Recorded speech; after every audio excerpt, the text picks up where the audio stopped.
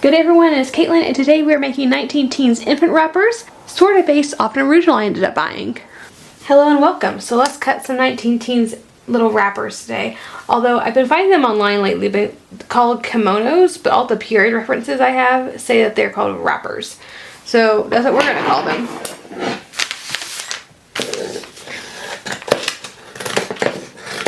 And I have half a pattern here. I don't know where the other half went to, so we're gonna guesstimate.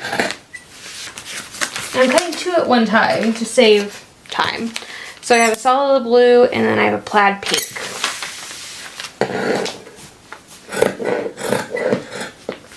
And I think we're going to try to fold this in half. So it looks like it's the same in the front and the back.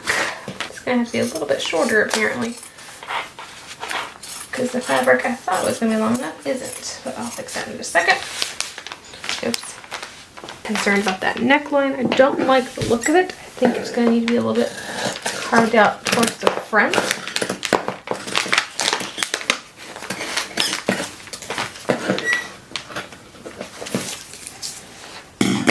That looks better. Alright, let's take this apart and see what I can do with this. So I've already decided that this is the front. So the same as we did last time. So I'm going to cut down the front. The back is going to stay on the fold.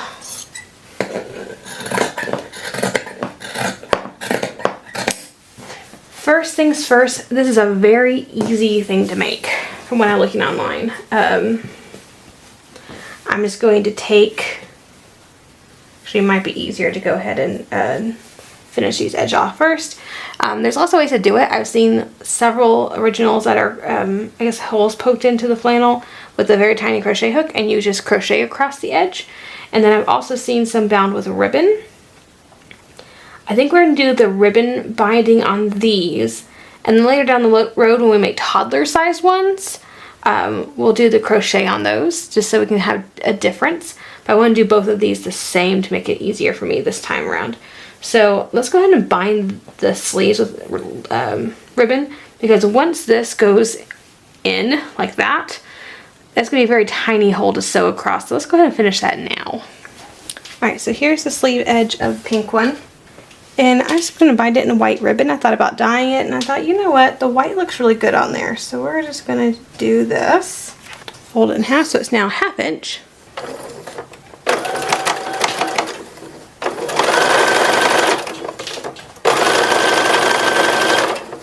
So sleeve is bound.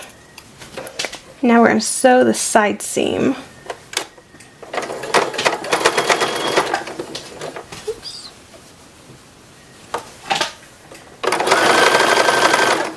So I get sewn together one seam basically, which is nice. Now we are going to fell the seam because it's raw. The thing is, there's no way I'm going to get my machine in this tiny little sleeve. So I'm just going to fell it the whole thing by hand. It's just two little simple side seams. It shouldn't take me more than 10 minutes. I decided to be smart for a change, and I really looked at it and I was like, okay, I can spend 20 minutes fighting with my machine trying to get this to look right, or I can spend 10 minutes just doing it by hand. And I realized, yeah, I'd just rather do it right the first time. It'll look good and it'll be far faster. Now I am going to do basically the entire pink one, and then we'll do the blue one separately. And although I usually like to streamline things by doing it, each step for both garments, I realized that, well, with the blue wrapper, I'm going to use a brown ribbon, and I'm going to need some brown thread for that brown ribbon, and white ribbon for the, or white thread for the white linen. Instead of changing out the thread every dang time, it's going to save me time to get this whole pink one done and then do the whole blue one.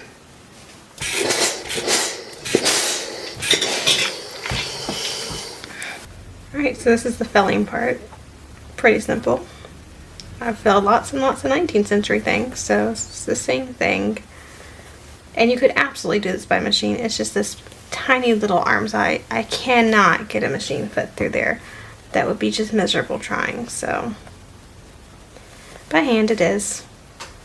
Now, had I actually lined these wrappers, I wouldn't have had to fill them at all, because I could have put the lining, you know, wrong side together with the fashion fabric, and that would have covered any, you know, raw edges without having to actually do any of that. But I opted to not line these. Alright, so we're binding the front of the wrapper as well as the neckline, kind of all in one fell swoop because it's all connected.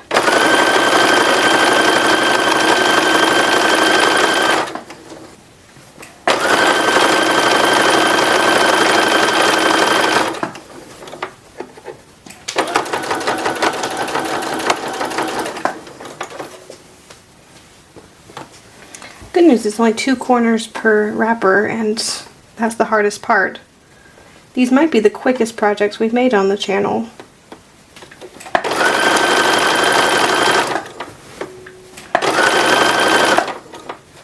Right, now we're at the last step, which is hemming. So I'm going to fold this over just a tiny bit.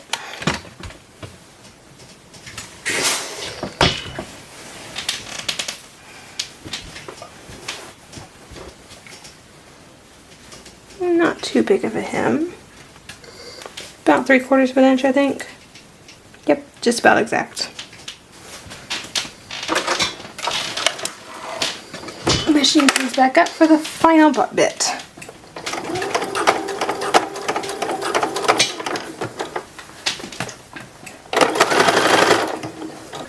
Alright, now it's just down to hand sewing, so we're just going to put the ties on there. So I am going to set this aside. We'll go ahead and get the blue one done, and then we'll put the ties on this in a second when we do the other ties as well.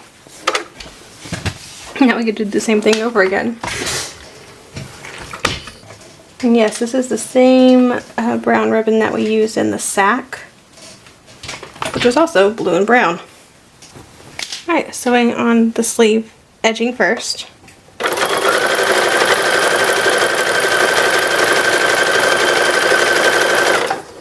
Now it's the same thing on the other side.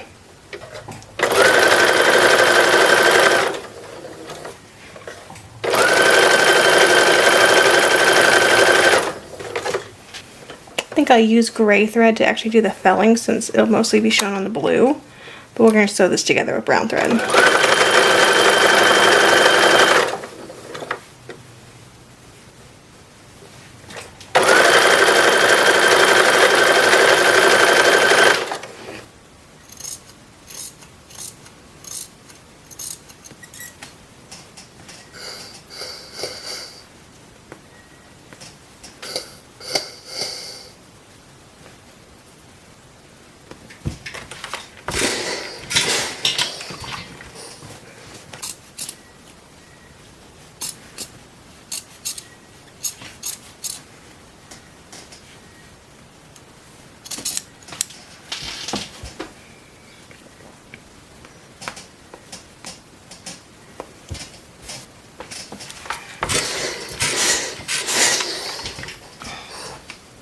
Alright, just about done with pinning this, which means I get to go sew it down.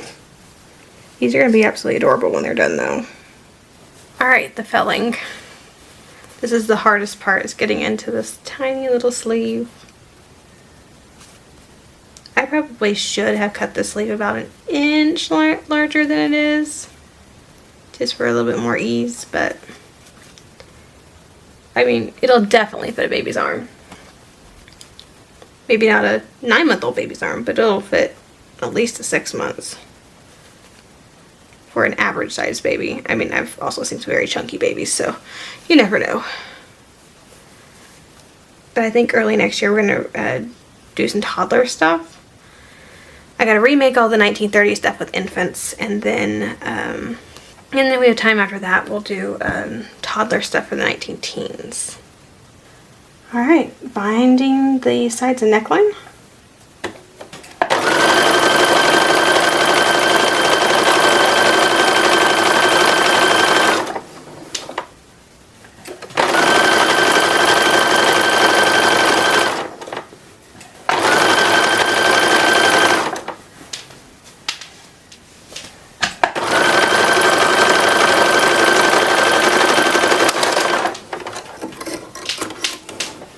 I had to use a brand new thing of brown thread, and it's far too big for my machine. So I have propped up right now, but it doesn't like to work, and it's kind of pulling on the machine really hard. So that's why my thread keeps breaking. But good news is, because this is the blue, we're going to hem it in the gray thread. All I got to do is get this a little bit more done.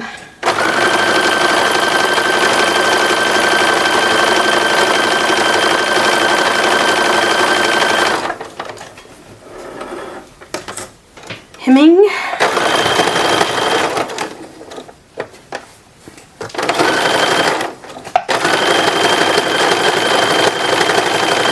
I feel like I just started this video and we're like done. So all I have to do is do the very simple sewing in of the ties. Alright, so I'm folding the raw edge in of the ribbon, folding it basically into thirds, just right on top of each other. And that is going to be our tie.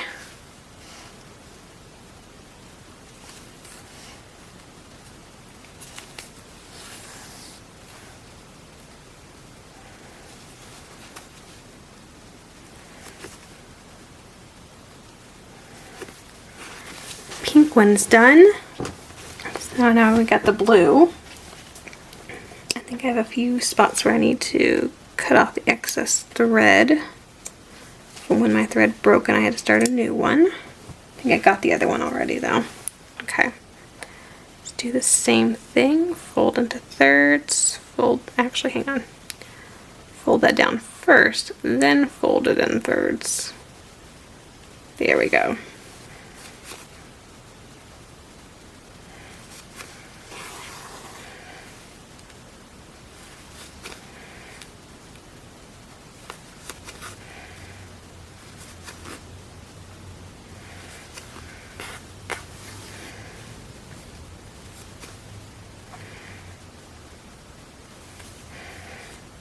Alright, so I did end up ordering the original, so that should be in a week or so. So I think I'm going to wait to film the end of this. It won't matter to y'all, y'all just see it immediately. But for me, I'm going to wait until I get the original in, and then we will kind of see everything side by side and see if me looking at pictures was a good enough approximation. Alright, and welcome back to Caitlin's Giant Pile of Fabric. So, I got some originals in. I got a whole bunch of stuff for like 20 bucks, so of course I had to buy it. So here are the wrappers. This one has the blanket stitch, like we're going to do next week with the 1930s. This one doesn't open all the way, which mine do, because the pattern does, so I guess both are correct, but it still does close with a nice little silk ribbon. It's pink. And I think my favorite thing is that she didn't even finish any seams. Like nothing. And the worst part, didn't even finish the hem. Like, look at all those raw edges. It's not hilarious. Oh yeah. She even cut the side down like she was considering felling it and then didn't. Because like this side is cut down. That was an easy fell. I think she just looked at the directions. What, you want me to do what now? Yeah, no. Yeah, so there's that one. And this is the one that's trimmed in silk ribbon like we did ours. This one's better made. Hey look, finished seams. French seams that are actually kind of falling apart. But they're French seams, so they are finished. And she did a very tiny silk ribbon.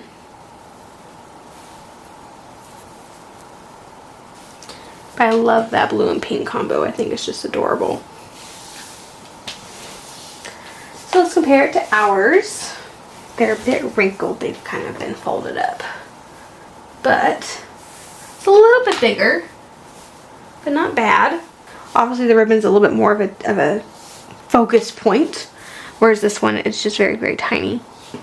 But I've also seen, you know, bigger ribbon than this, so I guess it works. The sleeves are kind of tiny. That's the one thing I am a little bit concerned about with these, is that the sleeves did turn out kind of small. I kind of wish I had added a little bit here like the original. And had I had this with me, I would have just taken a pattern off of this. But, you know, things happen. You know, it's fine. This still is an original pattern. It's just, I think I could have added a little bit to the sleeves. And the pink one. which is just so totally cute. I do find it interesting the original ended up being blue and pink, and we have one blue one and one pink one. So I think that turned out cute. But, you know, blue and pink are just baby colors, so it makes sense that that's what she would have chosen. Yeah, cotton flannel wrinkles very easily.